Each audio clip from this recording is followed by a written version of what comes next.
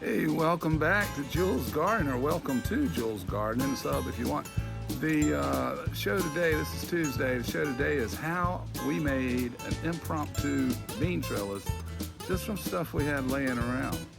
Don't mind the shirt. I was in a Zoom conversation earlier today, so I dressed up, took the hat off, etc. I did do the Anchorman thing though. You notice I wore some shorts, you know. Hey, let's go.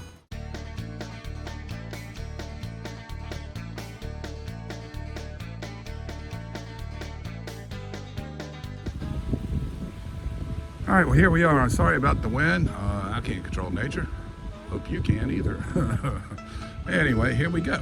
Let me back up a little bit. You can see these black frames. That's 2 of 4 corners to an old canopy that I had on the patio. These 2 were up against that fence back there, my privacy fence, about 24 foot to the right, and they were just for pots and actually used the shelves as well as critter food. It was a food station for squirrels primarily, trying to keep them off the rest of my stuff, which did not work. So I abandoned that last year. Anyway, so I took those, made the corner. See the crossbar there, that is actually a 6-foot tomato stake, which what I'm gonna do, I'm gonna tie them off right there on each side. That'll give it some stability. I've staked with just tent stakes. Got plenty of tent stakes, we camp, so I staked the actual trellis, well, the corners of the trellis, and then I laid a cinder block across the base. So they're not going anywhere, but I still want to tie it together, make it a little more solid. These, you can find these at most nurseries. They're basically stakes, and then they have these snap crossbars. So you can design them any way you want. You can make like a little triangular thing. You can make a square. You can make just a trellis out of them. So I took that, put it in the middle. We'll tie these right to the tomato stake, which itself will be tied to the corners of the trellis. And then I will add another cinder block there. So the cinder blocks will hold the weight on the corners, and everything else will be tied together. So that will allow us, sorry about my shadow, but it's just the way it is, sun's out in the west. Right at the base on the sides, we'll be able to put in hills, probably grow about 6 beans on each side. And then in the middle,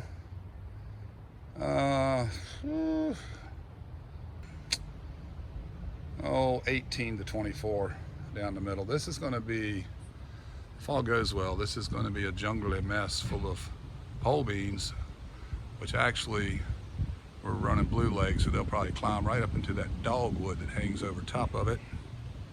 And then right now at the base in the trench, we have the cabbage, but you'll see what's coming up here. These are volunteer pumpkins. I picked 3 out. I'm going to transplant them, and I've left, well, there's 2 there, but I couldn't separate the little one because the roots were entangled, so I just left it alone. But all together we'll be running 3, 4, 5, 6 pumpkins.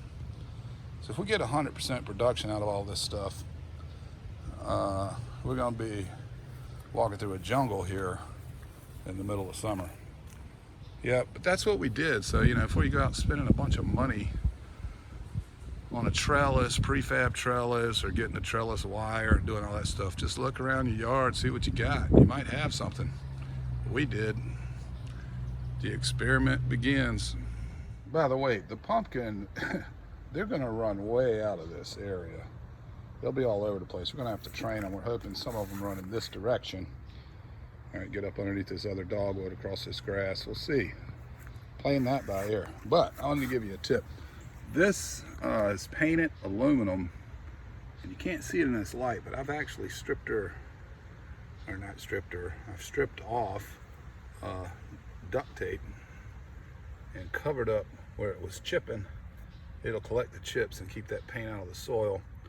And then when I move this, we have another north trench on the east bed. So when I move this after this season, I'll take the duct tape off, and it'll do double duty because it will strip that paint as I take it off, and then it'll be stripped You paint her up again and I'm good to go. So for temporary, you can just duct tape the paint. It's not going anywhere. It'll stick to the tape. Yep. Hey guys, thanks for watching, and if you have comments, please leave them below. If you're new, please subscribe, and if you fabricate anything out of scrap or whatever, I think I just saw one come up from somebody, just pure coincidence. I had this planned since Sunday. Anyway, if you've done something like that, leave us a link down there. I'll come check it out. Y'all have a great Tuesday night, Wednesday. We'll see you Thursday. Peace, y'all.